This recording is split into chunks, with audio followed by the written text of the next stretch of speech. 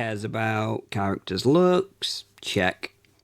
Male, check. White, check. Advanced stages of male pattern baldness, check.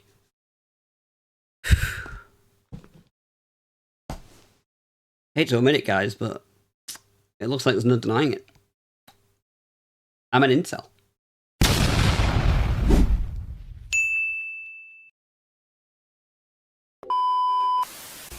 For those of you who saw my community tab last, that video that I mentioned, that's still coming. That's probably going to come out on maybe Saturday when I do it. Sorry. It was Christmas. What do you want from me, alright? It's not my fault. I really wanted to do a big video on this, but no, I'm just going to do like a quick one here. And maybe I'll do a bigger one in the future. Possibly. We'll see. But this is just to get the kind of the grindstone going again. So we'll I don't know if that's not what you do on grindstones. But yeah, just want to get moving again. So I want to start with a thought experiment, which that's not where you thought I was going with this, is it? I want to start with a thought experiment.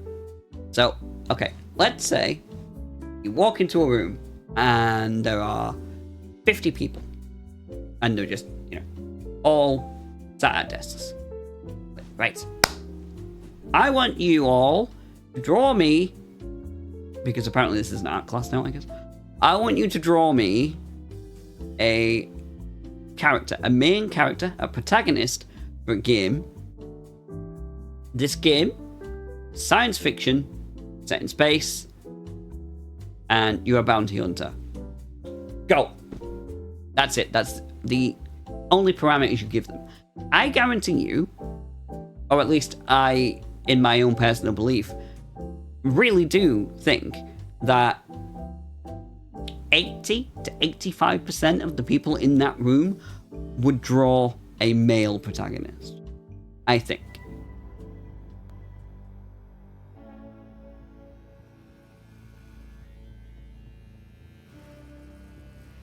Now, when I saw the trailer for Intergalactic, honestly, I just kind of thought it was meh. It was alright. It was nothing terrible, nothing amazing. Just it was there. It was okay. I need to see more. I've kind of gotten bored of these heavily CGI trailers. They don't really tell you a whole lot in the grand scheme of things about what the game's going to be. And yet the internet decided it was going to have a big almighty conversation about it. As the internet does. And as the internet does, the majority of the conversation revolved around the main character. Jordan, I believe the character's name is.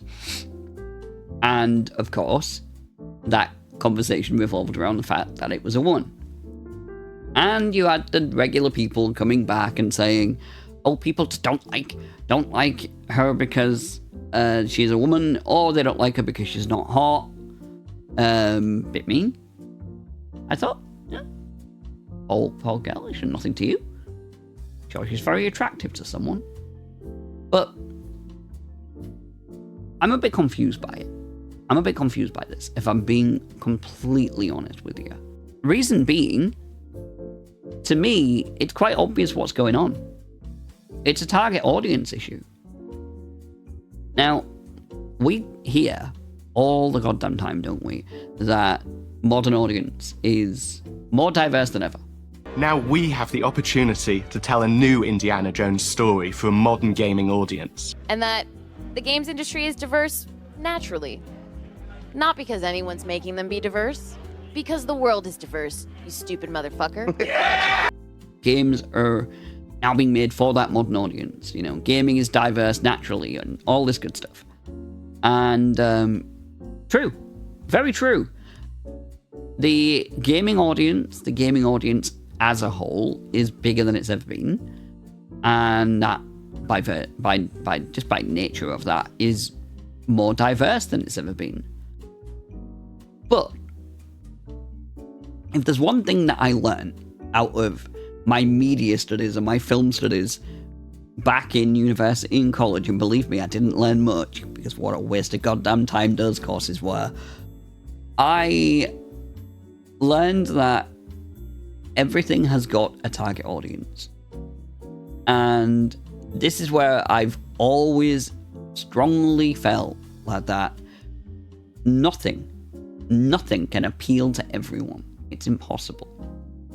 But when I hear the term target audience as a modern audience, I just kind of go, that doesn't make any sense. Modern audience, you're treating the audience of gaming like it's just one mass consciousness and everybody is going to want to play this thing, and it's like, no. So the reason I did that little thought thing at the beginning was because I think we've got hard-coded into us certain ideas about certain roles for people in society. And whereas I'm sure some people would argue that the media is informing those roles, I think it's to the way around. I think that we already have those feelings and thoughts within us and those ideas within us, and we make the media kind of look like that. So when, for example, Naughty Dog were making the first Last of Us, they were obviously thinking to themselves, right, we're making a zombie action survival-ish game, and who's the main target audience? Well, it's going to be guys. It's going to probably be male teenagers and guys. Well, let's have a guy be the main protagonist. And back then, there was a lot of those kind of characters. And I think the main reason for that was because the game devs knew that they were targeting people who were like that, and or would at least kind of want to be that. And the reason that works in part is because, let's just say for me, if I'm playing a game like a sci-fi bounty hunter, open world, whatever, and I want to get immersed in that, well, if I'm a guy, if I'm playing as a guy, it's one less hurdle for me to get over to get immersed in that game, because I'm already making a one-to-one connection with that character. It's something I just tangentially understand. And this, you can find this everywhere. I've got friends who are women who play games, and you know what? They prefer to play as the female characters in games if they get that option. Nothing controversial about that. It's just the way it is. That's not to say that they won't play as a man. That's not to say that I won't play as a woman. But if we had a preference, and that is all it really is, it would boil down to it, a preference, we would say, yeah, probably would prefer playing as this or this. But the gaming industry seems to have gotten itself in a bit of a twisted, tangled, contorted mess of trying to say, no, no, you got to like this instead, because we're telling you that this is the correct thing. And I don't really get it, because it just kind of goes against what I, as far as I understand, the way that this whole thing works. If you're making a game and it's going to be a, let's for example, if you're making a game like The Sims, guess what? I would imagine the majority of your audience are going to be women. And you're not going to get a lot of dude bros playing The Sims, you know? That's fine. That's not a problem. That just means that's the target audience for that game. Likewise, when they were making Gears of War back in the day, they were like, okay, we are going to be making this game with a bunch of characters in power armor. They're going to be going around with chainsaws, and they're going to be cutting down and mowing down big alien brutes. Alright, the main protagonist, the main character is going to be a big square-jawed bastard of a man. It wouldn't have made a lot of sense if the main character of Gears of War looked like the main character from Stellar Blade, would it? It would have been a bit of a disconnect there. there absolutely is a more fitting type of character for certain types of things, not just because they suit the type of world that you're creating, but they also appeal to the target audience that is going to go to that game. That doesn't mean that you can't subvert the expectation, but when you start doing it a lot, it stops becoming subverting the expectation and becomes a noticed trend. And look, I'm sorry, but I don't think it's that strange or out there for people who are fans of a certain thing to start getting annoyed when the thing that they're a fan of stops giving them what they want, or stops giving them what they would prefer after a while. This isn't even the first space-faring game we've had this year where you're going out and shooting bad guys and aliens in a big AAA game. We had Star Wars Outlaws, which, if I had to boil Star Wars Outlaws down, I would say it was basically a Han Solo game without Han Solo. And again, if you gave the design brief of that game to a group of people and said, design the main character, most of them would have probably come up with a dude or an alien, because it is Star Wars. I don't think many of them would have naturally come up with Kay Vess, who is the main character of that game. It's fine, by the way, that they did that. Like, don't get it twisted. I have always said that I don't like the idea of creatives having boundaries and being told that they cannot do certain things. Absolutely hate that idea. I said that with Veilguard, and I'll say it again here. They can make what they want. They should be allowed to make what they want. And what they make should be allowed to live or die on its own merits. By that same token, nothing just has an inherent right to succeed. You don't just get to succeed because you've done something a little bit different, or because you think that you're doing something good. If people don't like it, they're not going to buy it, and if they're not going to buy it, it's not going to succeed. How many people didn't buy Star Wars Outlaws because it was a female-led game? I don't know the answer to that. But I'm sure there were some. I don't think they're bad people because of that. They have a preference. I don't agree. I played Star Wars Outlaws. I didn't like it. But it wasn't because I was playing as Kay Vess, it was because the game was a bit rubbish.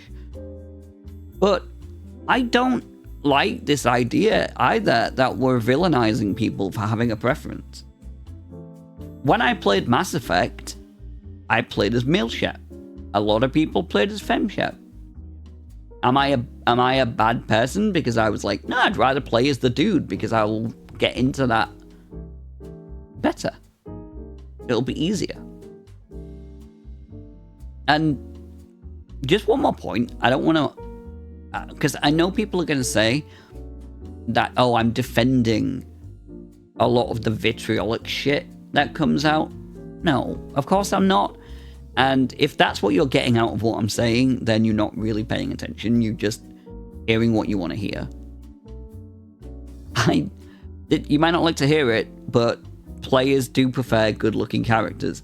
And not just the guys. Believe me, you'd be surprised at the amount of times I've heard women who play games complain about the looks of the characters. In fact, I was watching a review of kind of a review of Veilguard from someone not long ago, and she was complaining because she couldn't make her character sexy enough.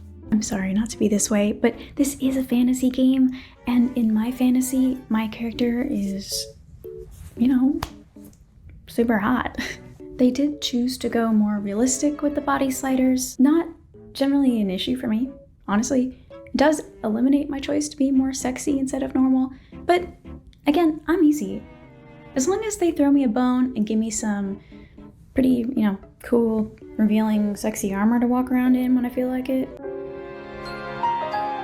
If she was a dude making that video, people would have come down on it, but what can you say to that? She wanted the sexy character too. People just like the good-looking characters. Again, it's a preference. I don't think people are bad for that. But what do I know? Maybe I'm just a very, very evil person, and I should get with the times. But sorry, I like what I like, and I will always try new things. I will always try games, and I will always give them a shot. I will give Intergalactic a shot when it comes out, provided it's not a hot mess. But I won't lie, I would probably have a bit of an easier time getting into it if the character I was playing at was a dude. I'm sorry if that upsets you. I'm not saying that's all I want, and I'm not saying that that is what every game should be, and I'm not saying developers should be forced to make that. I'm just saying the reality of the situation is that is my preference. And for the target audience of those kind of games, I think it's their preference too. Sorry.